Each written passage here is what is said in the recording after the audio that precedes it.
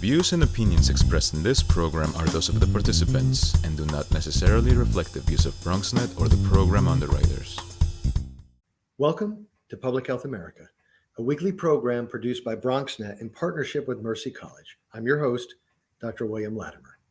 Here on Public Health America, we speak with experts from an array of specialties across the liberal arts and health professions to provide you with not only the best science, but practical tips to live a healthier life.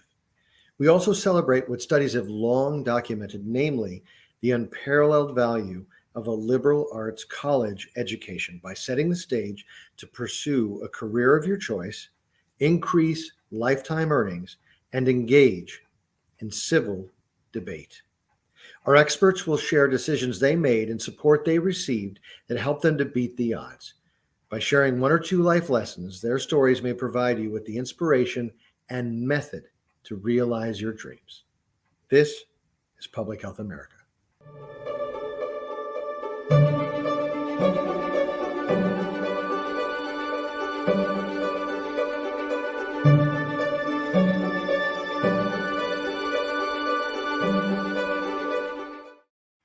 Welcome to Public Health America. I'm your host, Dr. William Latimer.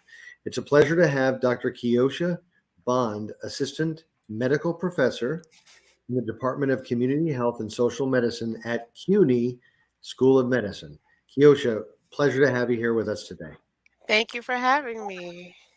My pleasure. So I know you've been doing some really important work on the sociocultural and factors related to HIV transmission and digital technology related to that. Tell us about your work. Oh, wow. So most of my work has really centered on using e-health to disseminate HIV prevention strategies and interventions.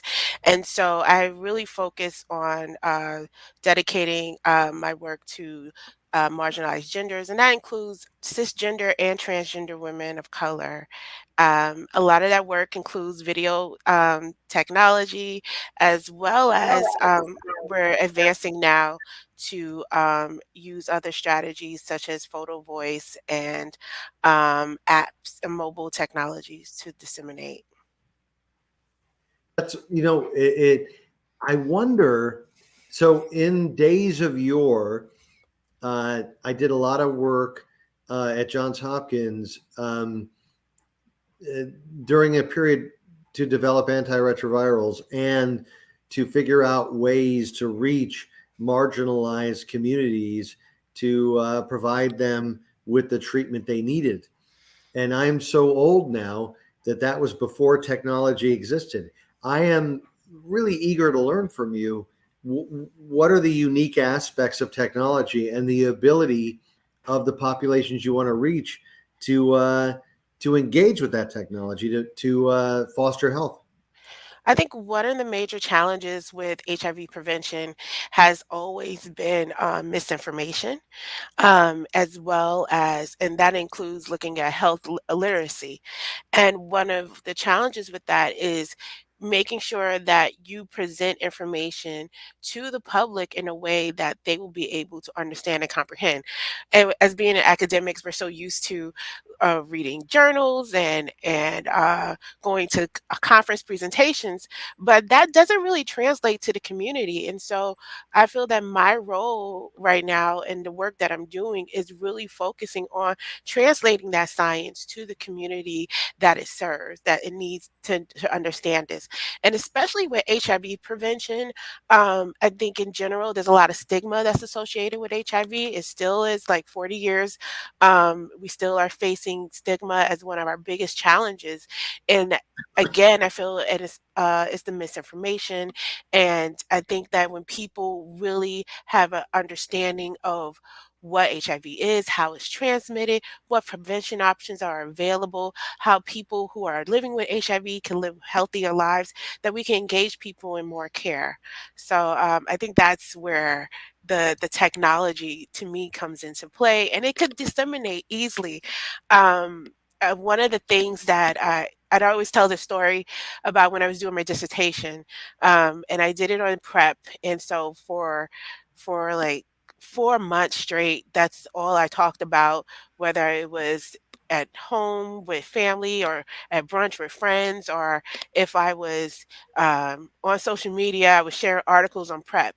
And one of the most interesting things that happened was there's a show that was on called How to Get Away with Murder.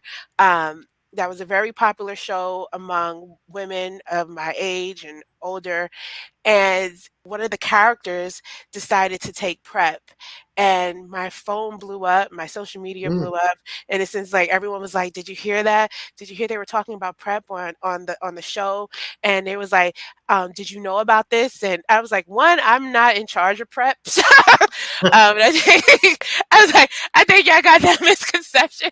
But what it told me was that taught me right then and there that that's important. Really, reaching people and giving them the information that they need so they can at least make these types of decisions for themselves and stuff, and making it easily accessible. Like, we hold this information, we expect for information like this to only come into play when we are um, in the vicinity of like a clinic. But no, we need to normalize these things. So let me ask you, I'm going to ask you what I think is a very difficult question, and I will defer to you if it is not.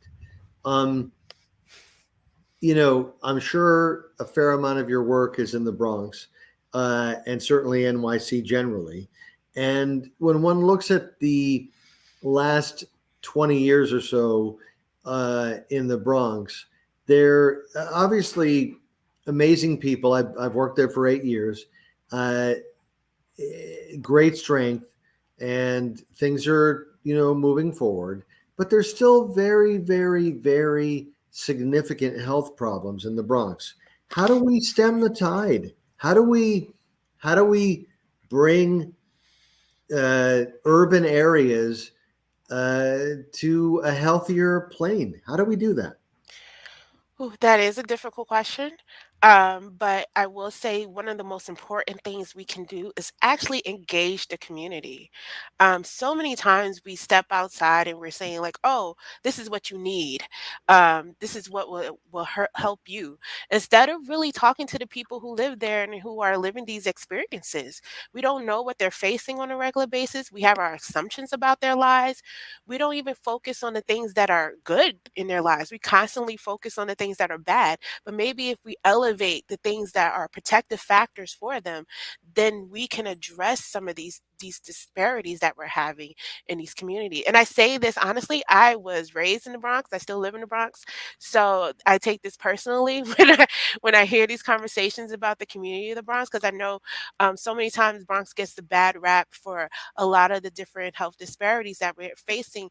But at the same time, the reason why these things are happening is because the people in those communities are being ignored. Sure. So, what I hear coming through, which I think is so important, is the importance of focusing on strength, protective factors, resilience, not just Mhm. focusing on the negative. I think that's great. Um, what do you see as the next steps of your work?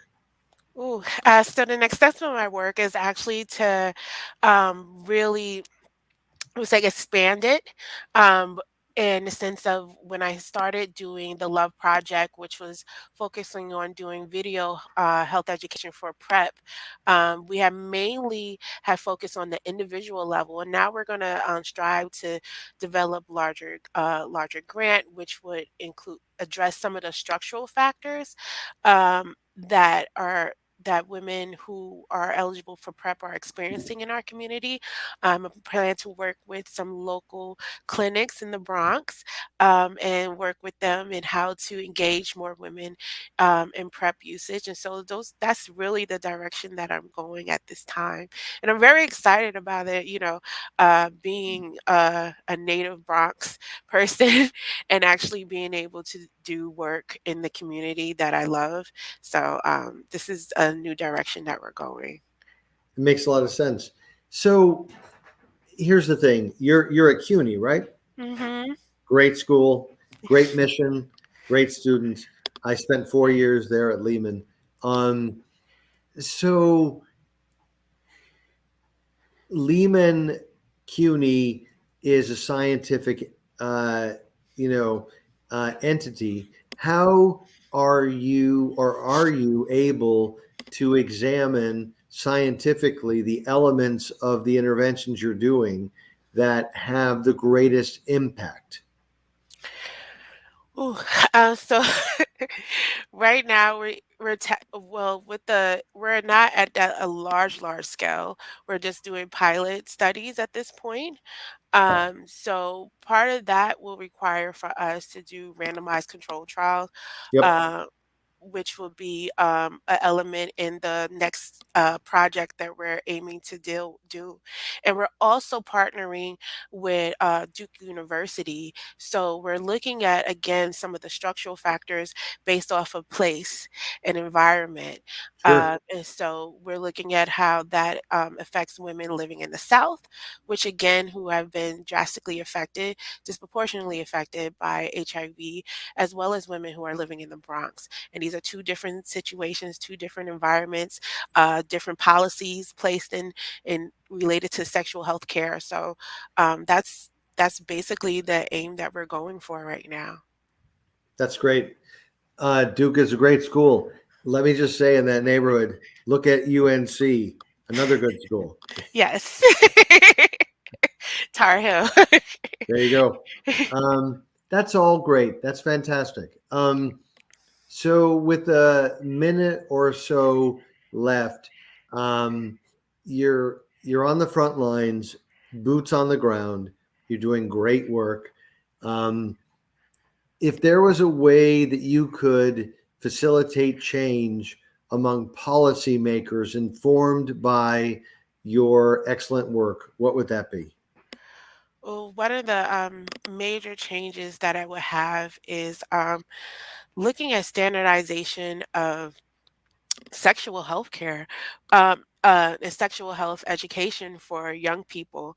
I think that's one of our biggest downfalls in this country in general, that we don't have any standardized curriculum for inclusive, comprehensive sex education. If we start early, we can support children, we can support parents and adults, and it will become normalized within our society to have these conversations and for us to be engaging in this type of care. So that's one of the things I think if we start there, we can address some of the issues that we usually deal with later on. Sounds like a good agenda going forward. We're going to take a quick break. When we return, Dr. Keosha Bond will tell us a little bit about her personal experience that allowed her to, enabled her to have this amazing career. This is Public Health America. I'm your host, Dr. William Latimer. We'll be right back.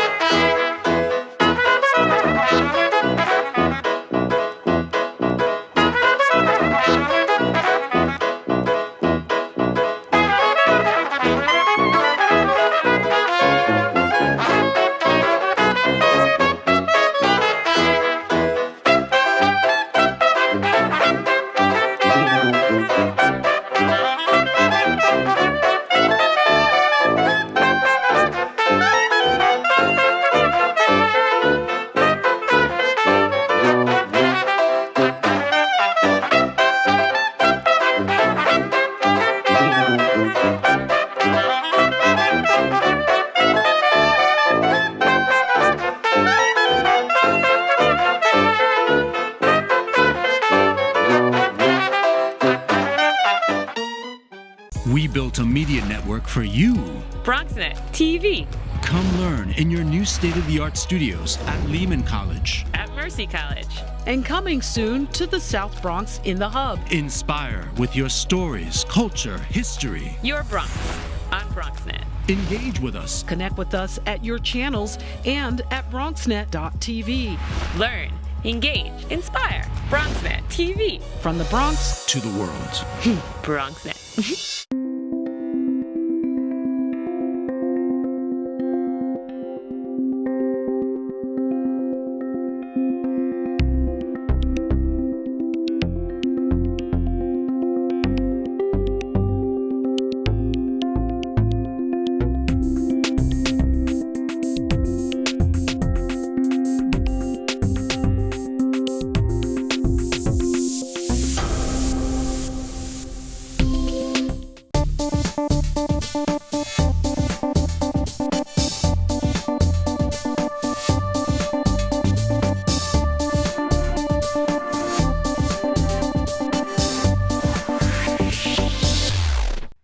Welcome back to Public Health America. I'm your host, Dr. William Latimer. So, Keosha, in this part of the segment, I always start with the same question. Where were you born and what were some of your formative experiences? Okay. Well, I was born in New York City, actually at New York Presbyterian Hospital. I'm still listed as my AKA there. My is Baby Girl Bond. So that's how, so interesting enough. That's how I'm still looked at. And a lot of my formative experience, I grew up in the Bronx and near Fordham Road. And honestly, during that time in the 1990s, as a teenager, you start to see a lot of how uh, not place matters for people and the type of care that they receive. And my experiences as a just a resident of the New York City and of the Bronx really led me into going into public health because I wanted to know, well, how can I help people that I live with?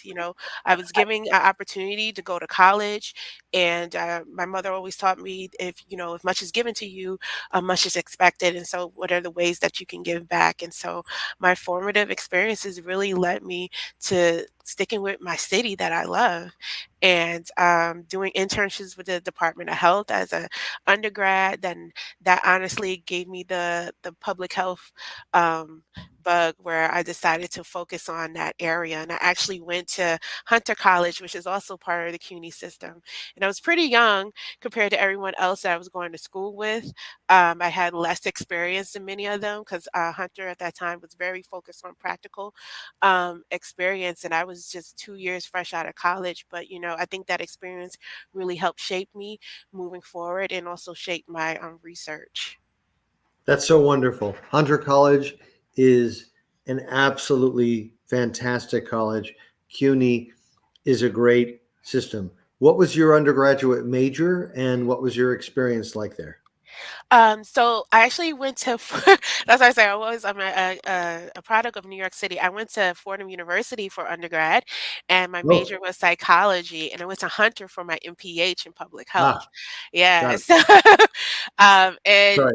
no, no, it's great because both experiences really had an impact on me. I don't think I would have gotten the internship at the Department of Health without my the support that I received from Fordham University and in the psychology department there, and really like shaping like my view on health and how that's an expansion on like public health and how that's an expansion on psychology and behavior and things of that nature. So you went to Fordham undergrad. So you went to the Jesuit school. Yes, I did. I'm a product of I went to Catholic school my whole life. I graduated from Cardinal Spellman High School. The Spellman experience, I had to say that. And so again, it was just easy for me to kind of just like be in the city. And I know a lot of people are like, well, how can you live and go to school in the same city that you grew up in? I was like, this is New York. It is never the same any Sure, neighborhood. sure. You're always gonna have different experiences. And I think I had a very rich education because of that, because it wasn't just me where I lived at, but the people that were encountering just because of the places. That makes a lot of sense and is, I think, completely true. So, talk about Fordham for a minute. What were one or two elements that helped you, or that you recall as being helpful to you to move to the next level? Wow, it was the support that I received in the career development office.